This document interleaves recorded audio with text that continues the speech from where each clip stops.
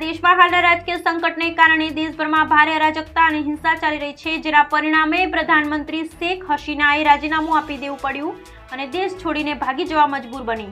દરમિયાન social media પર કેટલીક વિડીયો સામે આવ્યા છે, જેમાં પ્રદર્શનકારીઓ શેખ હસીનાના અધિકૃત આવાસમાં ઘૂસતા અને લૂંટ મંચાવતા દેખાઈ રહ્યા છે। બાંગ્લાદેશમાં હિંસા વચ્ચે બદમાશોએ જેલ પર હુમલો કરી 500 કેદીઓને ભગાડ્યા। હોટલમાં આગ લગાવી જેમાં 8 લોકો દાઝી ગયા હતા અને 84 લોકો ઘાયલ। 27 જિલ્લામાં હિન્દુઓને નિશાન બનાવાયા। વધતા હિંસક વિરોધો વચ્ચે બાંગ્લાદેશના વડાપ્રધાન શેખ હસીનાએ રાજીનામું આપીને ઢાંકા છોડી દીધું છે। તેમના રાજીનામા બાદ આર્મી ચીફે કહ્યું છે કે સેના હવે વચગાળાની સરકાર ચલાવશે। આ દરમિયાન બાંગ્લાદેશમાં વિરોધ પ્રદર્શન અટકી રહ્યા નથી। શેરબજારના રોકાણકારો માટે રાહતના સમાચાર છે। સોમવારે મોટા ઘટાડા બાદ આજે શેરબજારમાં જબરદસ્ત રિકવરી જોવા મળી છે।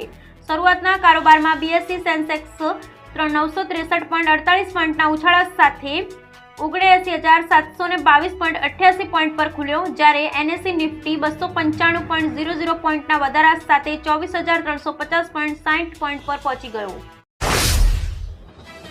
પેરિસ ઓલિમ્પિક 2024માં ભારતને 10મા દિવસે થોડી નિરાશા હાથ લાગી તો અમુક એથ્લેટ્સ મેડલની તરફ પગલું ભર્યું। અત્યાર સુધી ભારતના ખાતામાં 3 મેડલ આવી ચૂક્યા છે। હવે આજે એટલે કે ઓલિમ્પિકના 11મા દિવસે ભારતના ઘણા સ્ટાર મેદાન પર જોવા મળશે। સુરતના પોલીસની પ્રશંસનીય કામગીરી સામે આવી છે। સલાબતપુરા પોલીસ સ્ટેશનની હદમાં યુવકને આપઘાત કરતા અટકાવ્યો હતો। યુવક આત્મહત્યા કરવા ઓવરબ્રિજ પર લટકી રહ્યો હતો। પોલીસે સમયસર પહોંચી યુવકને ઉતાર્યો, કાઉન્સેલિંગ કરી યુવકને ઘરે મોકલ્યો હતો। તણાવને લીધે યુવક આત્મહત્યા કરવા નીકળ્યો હતો। અમદાવાદ શહેરમાં છેલ્લા 2 દિવસથી વરસાદી માહોલ જામ્યો છે, ત્યારે સોમવારે અમદાવાદ શહેરમાં છૂટાછવાયા વરસાદી ઝાપટા પડતા વાતાવરણમાં ઠંડક પ્રસરી જવા પામી હતી। દક્ષિણ ગુજરાતમાં પણ મેઘરાજા મન મૂકીને વરસ્યા હતા। હવામાન વિભાગ દ્વારા આગાહી કરી છે ગુજરાતમાં 2 દિવસ ગાજવીજ સાથે વરસાદ પડશે। બાંગ્લાદેશના પ્રધાનમંત્રી શેખ હસીનાએ પ્રધાનમંત્રી પદ પરથી રાજીનામું આપ્યા બાદ ભારતીય સુરક્ષા એજન્સીઓ સંપૂર્ણ એલર્ટ પર છે। બાંગ્લાદેશ સાથેની ભારતીય સરહદો પર સંપૂર્ણ સતર્કતા સાથે નજર રાખવામાં આવી રહી છે। બીએસએફ તેના સર્વેલન્સ વિસ્તારની સરહદો પર એલર્ટ જાહેર કર્યું। ભારતીય એથ્લીટ અવિનાશ સાબલેએ પેરિસ ઓલિમ્પિકમાં સોમવારે 5 ઓગસ્ટ મેચ 3000 મીટર સ્ટીપલેચેજમાં પોતાની હીટમાં 5મા સ્થાન પર રહેવાની સાથે ફાઇનલ માટે ક્વોલિફાય કરી લીધું।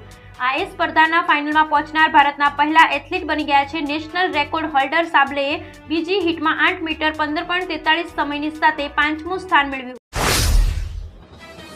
બિહારની પ્રખ્યાત આઈપીએસ કામ્યા મિશ્રાએ રાજીનામું આપી દીધું છે। 2019 બેન્ચના આઈપીએસ અધિકારી કામ્યા મિશ્રા હાલમાં દરભંગાના એસપી ગ્રામીણ છે। તેમણે અંગત કારણોસર સોમવારે રાજીનામું આપ્યું હતું। કામ્યાના મતે તે પોતાના પરિવારને સમય આપવા માંગે છે, એટલે અંગત અને પરિવાર કારણે તેમણે રાજીનામું આપ્યું છે।